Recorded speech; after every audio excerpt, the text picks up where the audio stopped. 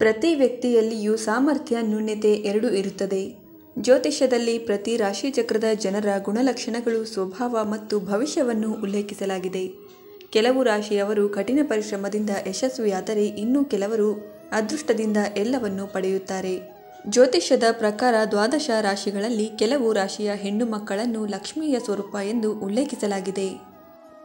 12 ರಾಶಿಗಳಲ್ಲಿ 3 ರಾಶಿಚಕ್ರ ಚಿಹ್ನೆಗಳನ್ನು ಹೊಂದಿರುವ ಹುಡುಗಿಯರನ್ನು ತುಂಬ ಅದೃಷ್ಟವಂತರು ಎಂದು ಪರಿಗಣಿಸಲಾಗುತ್ತದೆ.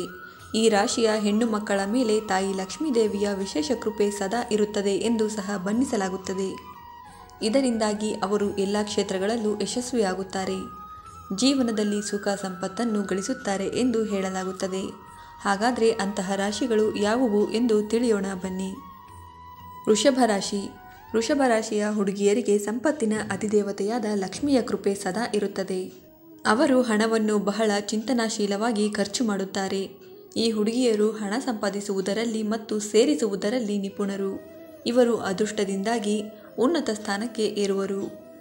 ಅಷ್ಟು ಮಾತ್ರವಲ್ಲ, ಇವರು ಸಾಕಷ್ಟು ಹೆಸರು ಮತ್ತು ಹಣವನ್ನು ಗಳಿಸುತ್ತಾರೆ ಎನ್ನಲಾಗುತ್ತದೆ.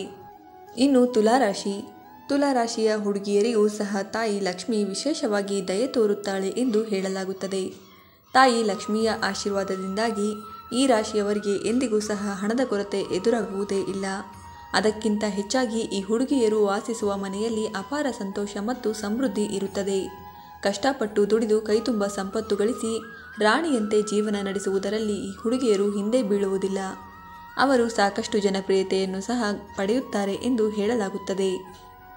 ಇನ್ನು ಕೊನೆಯದಾಗಿ ಮಕರ ರಾಶಿ. ಜ್ಯೋತಿಷ್ಯ ಶಾಸ್ತ್ರದಲ್ಲಿ ಮಕರ ರಾಶಿಯ ಹುಡುಗಿಯರನ್ನು ಕೂಡ ಅದೃಷ್ಟವಂತರು ಎಂದು ಹೇಳಲಾಗುತ್ತದೆ. ಈ ಹುಡುಗಿಯರು ಲಕ್ಷ್ಮೀ ದೇವಿಯ ಕೃಪೆಯಿಂದ ಸಾಕಷ್ಟು ಸಂಪತ್ತನ್ನು ಗಳಿಸುತ್ತಾರೆ. ಶನಿದೇವನ ಪ್ರಭಾವದಿಂದಾಗಿ ತುಂಬ ಶ್ರಮಜೀವಿಗಳಾಗಿರುವ ಇವರು ಹಿಡಿದ ಕೆಲಸವನ್ನು ಪೂರ್ಣಗೊಳಿಸದೆ ಹಿಂದೆ ಸರಿಯುವುದೇ ಇಲ್ಲ. ಅವರ ಈ ಗುಣದಿಂದಾಗಿಯೇ ಅವರು ತಮ್ಮ ವೃತ್ತಿ ಜೀವನದಲ್ಲಿ ಉನ್ನತ ಸ್ಥಾನಗಳನ್ನು ಸಾಧಿಸುತ್ತಾರೆ ಮತ್ತು ಬಹಳಷ್ಟು ಹಣವನ್ನು ಗಳಿಸುತ್ತಾರೆ.